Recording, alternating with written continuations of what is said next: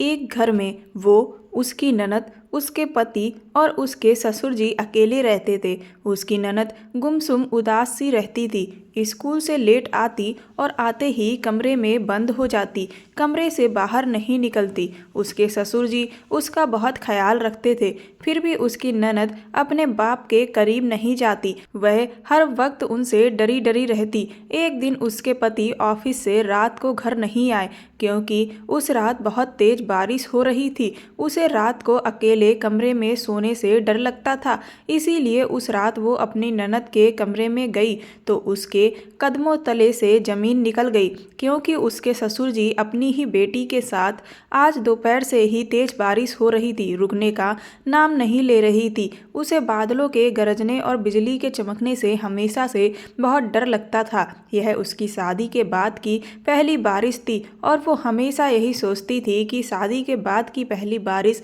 अपने पति के साथ एंजॉय करेगी। लेकिन उसके पति का शाम होते ही फ़ोन आ गया कि मौसम बहुत ज़्यादा ख़राब है, बारिश के बाद सड़कें बंद हो गई हैं, इसीलिए आज मैं घर नहीं आ पाऊँगा और दफ्तर में ही रहूँगा। जैसे ही बारिश बंद होगी तो मैं दफ्तर से निकलूँगा। उसने यह बात अपने ससुर जी को बता दी कि आज रात विदित घर पर नहीं आएंगे। उसके ससुर जी ने उसे समझाते हुए कहा कि तुम परेशान मत हो बहू, और कमरे में जाकर आराम से सो जाओ। वो यह बात अपने ससुर जी को बताने के बाद अपने कमरे में वापस आ गई, लेकिन वक्त गुजर ही नहीं रहा था। बड़ी मुश्किल से रात के 2 किसी तरह से बजे। इस मूसलाधार बारिश ने उसे डरा कर रख दिया था। बादलों की तेज आवाज से उसकी जान निकल रही थी। उसके कमरे की खिड़की से बिजली की चमक दिखाई दे रही थी, इसीलिए उसने सोचा कि वो अपनी ननद के कमरे में जाकर सो जाए। उसकी ननद का कमरा नीचे था, उसके ससुर के कमरे के बगल में, और उसका कमरा ऊपर, इसीलिए उसे डर लग रहा है। और लाइट न आने की वजह से घर में चारों तरफ अंधेरा छाया हुआ था। अंधेरे की वजह से वो संभल संभल कर सीढ़ियाँ उतर रही थी और जैसे ही नीचे ननद के कमरे में गई तो उसके होश उड़ गए। उसे लगा कि शायद उसे कोई गलतफहमी हुई है, लेकिन आंखों देखा कैसे गलत हो सकता है। उसकी ननद मधु की सिसकियां उसे सुनाई दे रही थी और अपने ससुर की हरकतों को देखकर वो सन्न रह गई थी कि कोई बाप अपनी बेटी के साथ ऐसा कैसे कर सकता है। मधु के ढलकते हुए कपड़े और ससुर के खुले गिरेबान ने उसे बहुत कुछ समझा दिया था। उस वक्त तो उसका ससुर उसे बहसी दरिंदा लग रहा था, जो अपनी ही बेटी के साथ जुल्म कर रहा था। मधु बिन माँ की बच्ची थी। उसकी माँ को गुजरे हुए बहुत लंबा वक्त हो गया था। न जाने मधु के ऊपर यह सितम कब से हो रहा था, और आज उसे समझ में आया कि मधु का रवैया ऐसा क्यों है। उसकी खोई खोई आंखों का राज उसे आज पता चला था।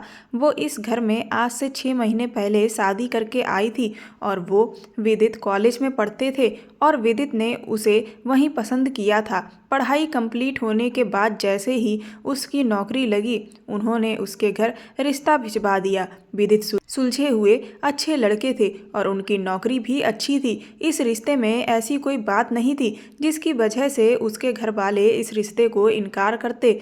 उसके घर वालों ने विदित के बारे में पता लगवाया तो यही पता चला कि विदित और उसके घर वाले अच्छे हैं। सब कुछ अच्छा होने की वजह से उसके घर वालों ने इस रिश्ते की हामी भर दी और कुछ दिन बाद उसकी और विदित की शादी हो गई। शादी से पहले उसने लोगों से सुना था कि जब घर में एक छोटी और कुंवारी नंद हो तो रिश्ता निभाना बहुत मुश्किल होता है, क्योंकि वह अपने बाप और भाई की लाडली होती है।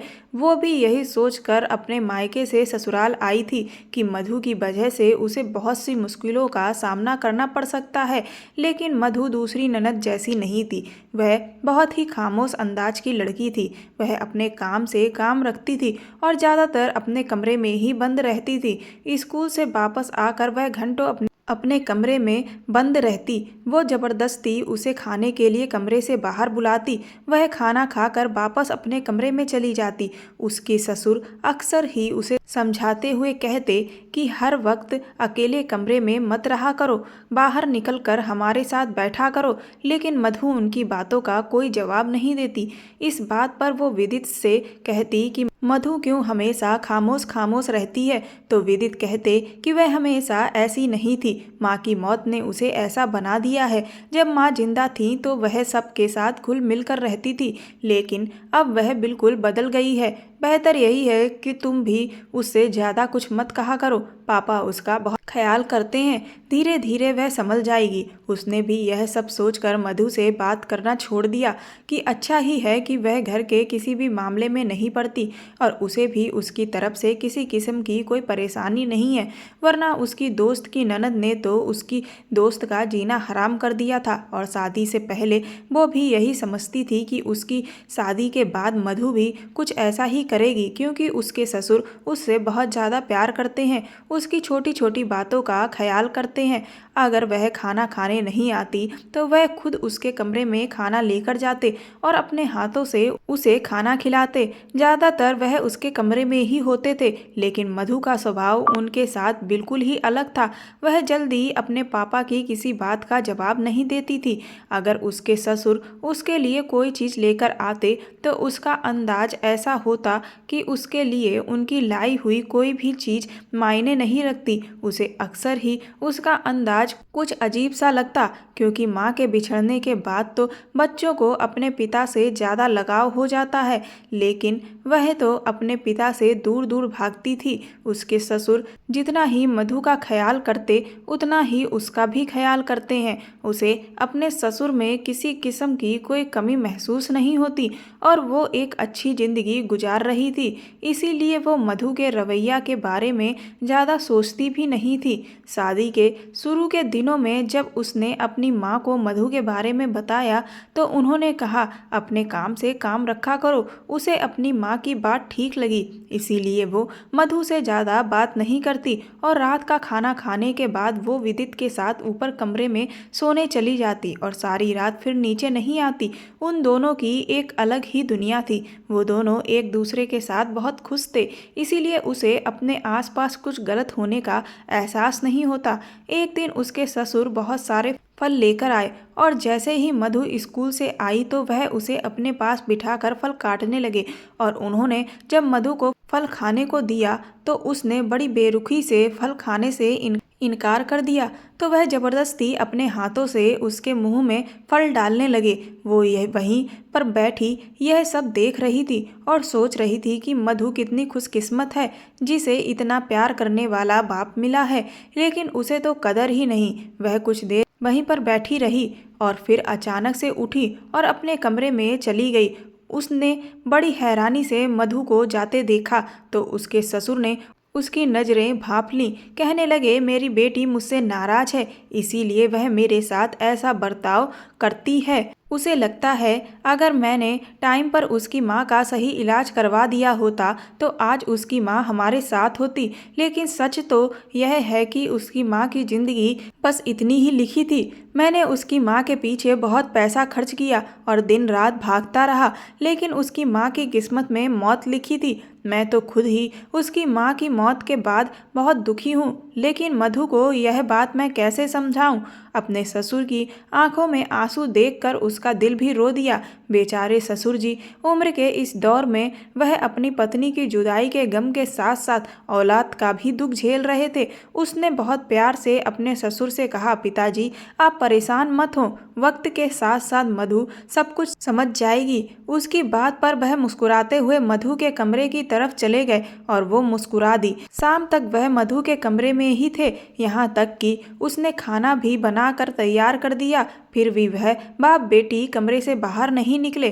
फिर उसने सोचा वो भी उन दोनों के साथ कमरे में जाकर बैठ जाती है। फिर उसने सोचा नहीं नहीं, उन दोनों बाप बेटी के बीच भला उसका क्या काम है। फिर वो अपने कमरे में वापस आ गई। उनके घर रोज का यही रूटीन था। उसके ससुर मधु के पीछे पीछे उसके नखरे उठाते और मधु उनकी बात की कोई वैल्यू नहीं रखती। कभी कभी तो उसे मधु से जलन महसूस होती कि वह कितनी खुशकिस्मत है कि उसके पिता ऐसे हैं। उसके घर में ऐसा कुछ नहीं था। वो अपने पिता की तीसरी बेटी थी। ऐसा नहीं था कि उसके पापा उससे प्यार नहीं करते थे, लेकिन जैसा प्यार उसके ससुर मधु से करते थे, ऐसा प्यार तो उसने अपने पापा से कभी नहीं पाया था। उसके पापा तो अपनी बेटियों से एक हद तक ही बात करते थे और उनसे जो भी बात कहनी होती वह उनकी माँ से कहते, लेकिन उसे क्या खबर थी कि उसके ससुर का मधु के पीछे पीछे घूमने फिरने का असल मकसद क्या है। अगर बारिश इतनी तेज ना होती और बिजली के कड़कने की वजह से वो डरती नहीं, तो शायद वो यह सब कुछ जान ही नहीं पाती कि उसके ससुर तो अपने सुख के लिए अपनी ही बेटी को बर्बाद कर रहे थे। जैसे ही उस रात वो कमरे में गई तो यह देखकर उसके रोंगटे खड़े हो गए कि उसके ससुर मधु को पकड़कर उसके साथ जबरदस्ती करने की कोशिश कर रहे थे और वह इस कदर मगन थे कि उन्हें उसके आने की खबर तक ना हुई। उसके ससुर पर पूरी तरह शैतान सवार था, जबकि मधु बहुत डरी हुई थी और उसकी सिसकियों से सारा कमरा गूंज रहा था। ना जाने वह कब से यह सब कुछ सह रही थी। उसका चुपचाप रहना और अपने बाप से चिढ़ना, खुद को एक कमरे में बंद रखना, उसकी आदत के पीछे छुपी एक एक वजह उसे आज समझ में आई थी। कुछ देर बाद उसके ससुर को उसकी मौजूदगी का एहसास हुआ। वह मधु को छोड़कर उसकी तरफ पलटे और उसे अपने सामने खड़ा देखकर हक्का बक्का रह गए। शायद उनके गुमान में भी नहीं था कि वो रात के इस वक्त अपने कमरे से निकल कर आ सकती है। उसे देखकर उनके चेहरे का रंग उड़ गए और वह घबरा गए। हकलाते हुए उससे पूछने लगे कि बहू, तुम यहाँ पर क्या कर रही हो? तुम्हें कुछ चाहिए? उसने आगे बढ़कर मधु का हाथ पकड़ा और उसे अपने पीछे छुपा लिया। वह बुरी तरह से काँप रही थी। उसने अपने ससुर से गुस्से में कहा, बेहतर यही होगा कि आप अभी और इसी वक्त इस कमरे से निकल जाएं। आप जैसे बाप को तो बीच रास्ते पर सूली पर लटका देना चाहिए, ताकि आइंदा कोई और लड़की ऐसी दरिंदगी का निशाना ना बने। उसके मुंह से यह सब सुनकर उसके ससुर गुस्से में आ गए और कहने लगे, ज़्यादा बकवास करने की ज़रूरत नहीं है। मधु ने मेरे खिलाफ तुम्हारे कान भर दिए हैं, तभी तुम ऐसी बातें कर रही हो। वो अपने ससुर की ढिठाई पर परेशान हो गई, क्योंकि उसने सब कुछ अपनी आंखों से देखा था, फिर भी वो अपनी हरकत से मुकर रहे थे। उसने गुस्से में कहा, आप कैसे इंसान हैं? इतना बड़ा गुनाह करने के बाद भी आपको जरा सा भी पछतावा नहीं है। मैं आपसे आखिरी बार कह रही हूँ कि अगर आप अभी और इसी वक्त यहाँ से नहीं गए तो मैं पुलिस को फ़ोन करके बुलाऊंगी। उसकी धमकी पर उसके ससुर कमरे से बाहर निकले और उसने जल्दी से दरवाज़ा बंद कर लिया। मधु की हालत बहुत ख़राब थी। डर तो उसे भी बहुत लग रहा था, लेकिन न जाने कैसे वो इतनी हिम्मत कर पाई और उसे गले लगा लिया तो वह फूट फूट कर रोने लगी। ना जाने कितने दिनों का गम उसके दिल में जमा था, इसीलिए उसने भी उसे रोने दिया।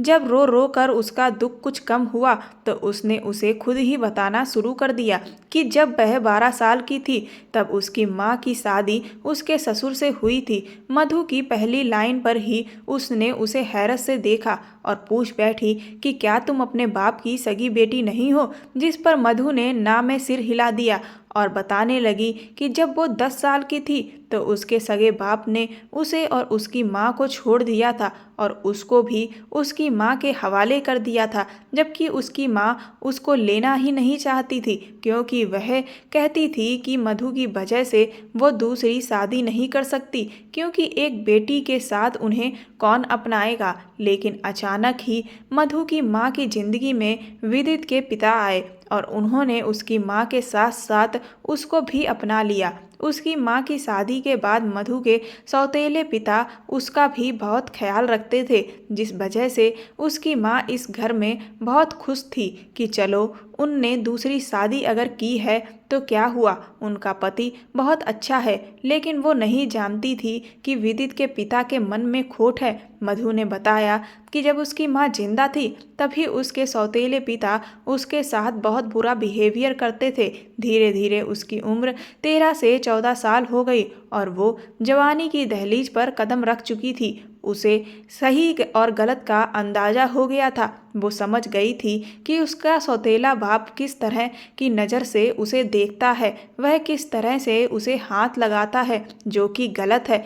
मधु सिसकियां भरते हुए बता रही थी कि उसका सौतेला बाप उसकी माँ की मौजूदगी में जबरदस्ती उसे अपने कमरे में सोने को मजबूर करता और जब उसकी माँ गहरी नींद में सो जाती तो वह उसको परेशान करता। कुछ वक्त तो वो ये सब बर्दाश्त करती रही, लेकिन बात जब हद से ज़्यादा हो गई तो उसने इस बारे में अपनी माँ को बताया। लेकिन उसकी माँ ने उस पर भरोसा करने की जगह उसके मुंह पर एक थप्पड़ जड़ दिया और कहने लगी कि तुम्हें शर्म नहीं आती अपने बाप के बारे में ऐसी बात करते हुए। वो हर वक्त तुम्हारा ख्याल करते हैं और तुम उन्हीं पर गलत लांछन लगा रही हो। उसकी सगी माँ ने जब उस पर भरोसा नहीं किया तो वो किसी और से क्या शिकायत करती। धीरे धीरे दिन गुजर रहे थे और उसका ये सौतेला बाप दबंग होता जा रहा था। जैसे जैसे वो जवान हो रही थी उसकी नीयत खराब होती जा रही थी। पहले तो वह उसे बस थोड़ा ही तंग करता था, पर जैसे जैसे वो बड़ी होती जा रही थी वह अपनी हदें पार करता जा रहा था। एक दिन तो ऐसा हुआ कि उसने सारी हदें तोड़ दी। मधु की माँ किसी काम से बाजार गई हुई थी और जब वापस आई तो उन्होंने सब कुछ अपनी आंखों से देख लिया, पर वह उसके सौतेले बाप को कुछ कहने की जगह उसे ही डांटने लगी। उन्होंने कहा कि उसने ही अपने बाप को बहकाया होगा। मधु एक आस्तीन में छुपी हुई नागिन है जिसने अपनी माँ का घर खराब किया है। उसने अपनी माँ को लाख समझाने की कोशिश की कि उसका कोई कसूर नहीं है, वो तो खुद हालात की मारी हुई है, लेकिन उसकी माँ को उस पर बिल्कुल भी भरोसा नहीं हुआ और उनसे यह बात बर्दाश्त नहीं हुई और उन्हें दिल का दौरा पड़ गया। कुछ दिन अस्पताल में रहने के बाद वो उन लोगों को छोड़कर चली गई, पर जाने से पहले उन्हें एहसास हो गया था कि कसूरवार मधु नहीं बल्कि उनके पति हैं। उन्होंने मरने से पहले मधु से माफ़ी मांगी और उसे उनकी माफ़ी की कोई ज़रूरत नहीं थी, क्योंकि उसकी माँ पहले ही अगर उसकी बातों का यकीन कर लेती तो बात यहाँ तक नहीं आती।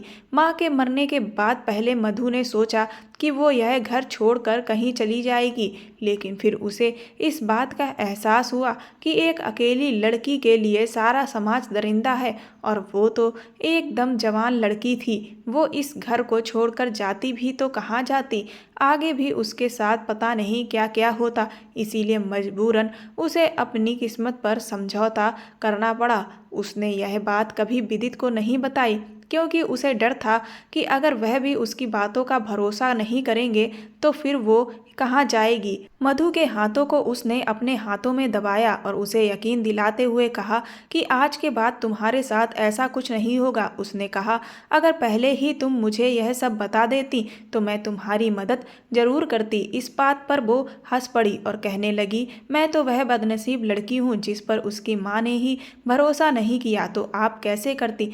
मधु की हंसी में छुपे हुए दर्द ने उसके दिल को छलनी कर दिया था। बारिश अभी तक थमने का नाम नहीं ले रही थी, लेकिन उजाला होने से पहले बारिश थम गई और विदित जैसे ही घर आए तो उसने हिम्मत करके उन्हें सब कुछ बता दिया। उनके लिए इस बात पर यकीन करना मुश्किल जरूर था, लेकिन नामुमकिन नहीं था। वह भी मधु के बदले हुए रवैया को बहुत ज़्यादा महसूस करते थे, लेकिन उनको इस बात का बिल्कुल भी अंदाज़ा नहीं था कि इस सब के पीछे उनके बाप का ही हाथ है। यह सब सुनने के बाद विदित गुस्से में अपने बाप के कमरे में गए।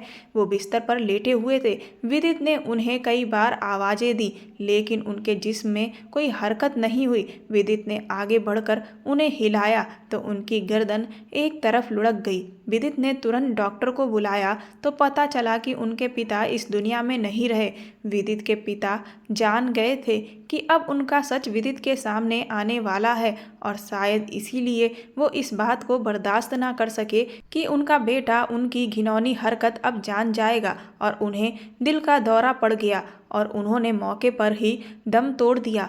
दोस्तों, हमारे समाज में ना जाने कितनी लड़कियां मधु जैसी हैं जो अपने सौतेले बाप के जुल्म का शिकार हैं। पति पत्नी को एक दूसरे को छोड़ देने से पहले अपने मासूम बच्चों पर एक नज़र जरूर डालनी चाहिए, ताकि कोई भी बच्चा किसी दूसरे के हाथ का खिलौना ना बन सके। कहानी पसंद आई हो तो चैनल को सब्सक्राइब कर दें, वीडियो को लाइक कर दें और वीडियो को ज़्यादा से ज़्यादा शेयर करें।